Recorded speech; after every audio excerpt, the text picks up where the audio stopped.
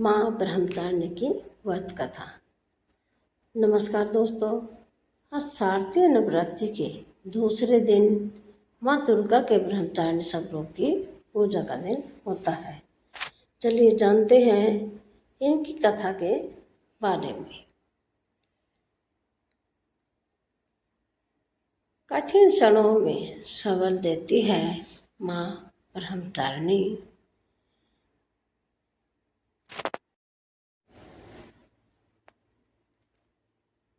ददानात् करपद्माभ्यां श्यामला कमण्डलू देवी प्रसीदते मयि ब्रह्मचारिणी नुतमा। माँ दुर्गा की नव शक्ति का दूसरा स्वरूप ब्रह्मचारिणी का है। यहाँ ब्रह्म का अर्थ तपस्या से है। माँ दुर्गा का यह स्वरूप भक्तों और सिद्धियों को अनंत फल देने वाला है। इसकी उपासना से तप, त्याग, वैराग्य, सदाचार और संयम की वृद्धि होती है।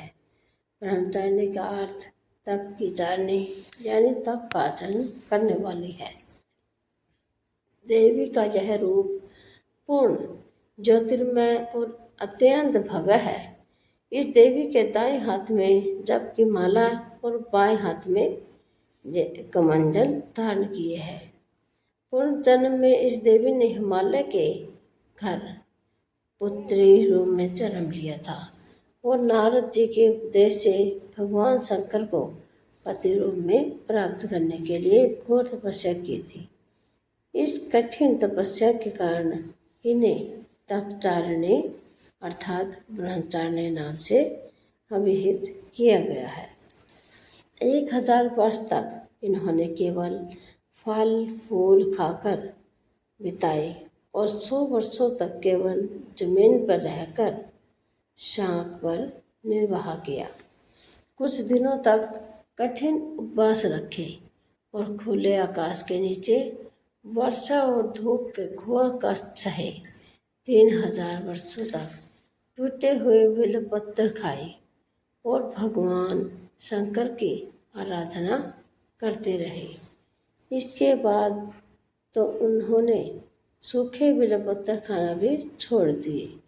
कई हजार वर्षों तक निर्जल और निराहार रहकर तपस्या करते रहे।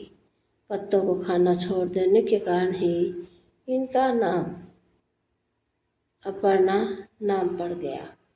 कठिन तपस्या के कारण देवी का शरीर एकदम क्षीण हो गया। देवता, ऋषि और सिद्धगण मुनि सभी ने ब्रह्मचारिणी की तपस्या को अभूतपूर्व पुण्य कृत्य बताया, सराहना की और कहा, हे देवी, आज तक किसी ने इस तरह की कठोर तपस्या नहीं की। यह तुम्हें से ही संभव थी। तुम्हारी मनोकामना परिपूर्ण होगी और भगवान चंद्रमौली शिवजी तुम्हें पति रूप में प्राप्त होंगे। आप तपस्या छोड़कर घर लौट जाओ।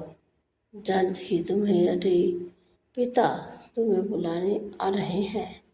इस देवी की कथा का सार यह है कि जीवन के कठिन संघर्षों में भी मन विचलित नहीं होना चाहिए। माँ ब्रह्मचारिणी देवी की कृपा से सर्व सिद्धि प्राप्त होती है।